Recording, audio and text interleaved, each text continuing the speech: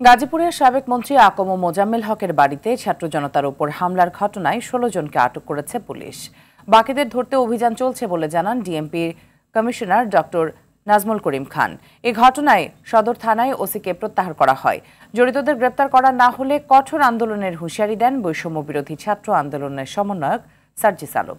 প্রতিনিধিদের তথ্যচিত্রে নুসরাত জাহান সিনথির রিপোর্ট। শুক্রবার রাতে গাজীপুর মহানগরের ধীরাশ্রমের সাবেক মুক্তিযুদ্ধ বিষয়ক মন্ত্রী আকম মোজাম্মেল হকের বাড়িতে হামলা ভাঙচুরের ঘটনায় স্থানীয় আওয়ামী লীগের নেতাকর্মীদের সঙ্গে বিক্ষুব্ধ জনতার সংঘর্ষ হয়। এতে ১৫ জন আহত হলে গুরুতরদের ঢাকা মেডিকেলে ভর্তি করা হয়।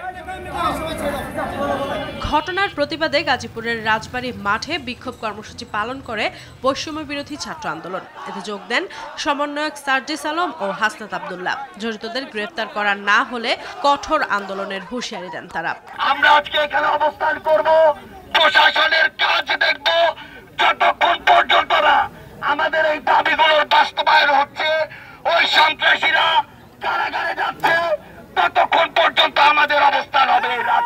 হামলার প্রতিবাদে রাজবাড়ীর সড়ক অবরোধ করে বিক্ষোভ করে সংগঠনটির নেতাকর্মীরা। এ সময় জিএমপি কমিশনার জানান, এই ঘটনায় ১৬ জনকে আটক করা হয়েছে। আমরা এক এক করে তাদেরকে খুঁজে বের করব। আমি নিশ্চয়তা দিতে চাই, এখানে যারা পুলিশ আছে রেসপন্স করতে দেরি করেছে, তাদের প্রত্যেকের বিরুদ্ধে আমি ব্যবস্থা নেব।